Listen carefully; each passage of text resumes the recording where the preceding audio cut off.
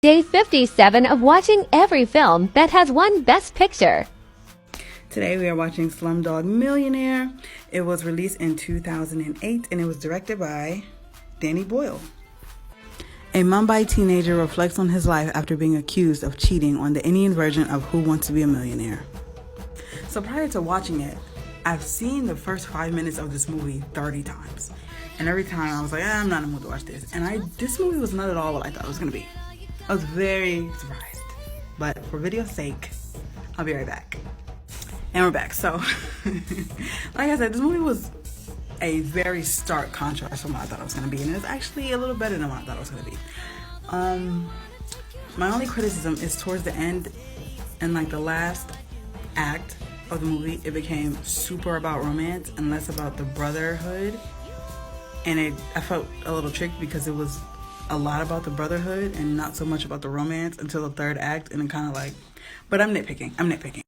Rewatchability, I'm giving this movie a 4 out of 5. I would watch it again. It's not the first thing I would turn on, but I would watch it again. I was pleasantly surprised. Story gets a 4.8 out of 5. Honestly, the only thing I didn't like is what I said earlier, where it was just so, like, he was retelling his life, but there was so much brotherhood that when the romance was sprinkled in, when at the end it was all about romance, it was kind of like, okay, I guess. So 4.8. The cinematography in this movie, I enjoyed a lot of it. I mean, of course, I see that freaking slow shutter speed shot on all the YouTube channels. But overall, I mean, they use a lot of slow shutter speed in this movie anyway, but I like the color scheme. I like the cinematography. I think the cinematography is going to get a 3.9 overall. I was pleasantly surprised that this movie starred absolutely no white people. And it still won Best Picture.